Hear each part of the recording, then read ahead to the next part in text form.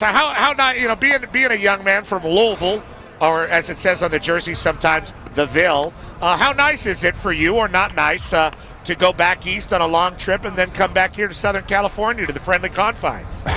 Yeah, it's closer to home, but I don't miss the humidity back east. It's way nicer out here in the nice, beautiful California weather.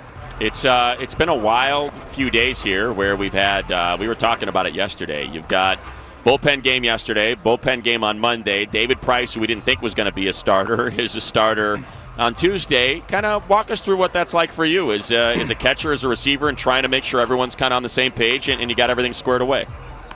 Yeah, the bullpen games, you're going right at guys. Most guys are just going one inning, and then we're filtering them in, and last night, Mitch gave us 7 1/3 innings or whatever it was, and that was huge with all these bullpen games recently and coming today too. What was going on there with Mitch last night? It was the first time I saw since like 1970 that a reliever had gone 7+ innings for the Dodgers. Yeah, he was just attacking the zone. He was getting ahead of their guys, getting some early outs to keep his pitch count down. He just executing pitches, and that ultimately resulted in a lot of outs early, and he can keep going. You guys are on a win streak right now, and obviously the fans love it. It's fun to watch. Every personality of a team is different, obviously. What's this team like as opposed to last year in the short season? What is this group like as you guys are kind of bullying through the dog days of summer here? No, I mean, this team's great. We truly believe we're the best team in baseball, and we're going to win a World Series. And, we come to the park every day with that attitude, and, guys just work. Everyone's in the cage grinding. The pitchers are getting their work in. That's just kind of how it is. It's good mentality around here. I mean, look, you're a major leaguer. You've been a major leaguer for a while. You're a World Series champion. You've had huge hits in playoff games and World Series games. But at the same time, you're still young enough where someone like Albert Pujols coming into the clubhouse and Max Scherzer now throwing to you has got to, I think, maybe resonate a little bit. Kind of, what was that like for you when Albert showed up and when Max showed up? Just because of your age, I mean, those are guys that you were watching. Yeah, both those guys, they've been doing it for a while. And, for me, I just kind of watch them go about their business. You see their intensity, you see their work ethic, and you see why they've been so good for so long. How they go about their business. And, it's just really special for me to be a part of it and be around those guys. I said it when I saw, and it's not like I didn't see Max Scherzer pitch before for the Tigers or for the Nationals, but that first start with the Dodgers, I don't know how to describe it. Maybe you could help. Just there's something about the intensity and just kind of the way he carries himself on the mound. How would you describe what it's like catching him versus not taking anything away from other pitchers, but there's just something different about that guy? Yeah, he's super intense. He's super competitive, and he's gonna give it everything he's got.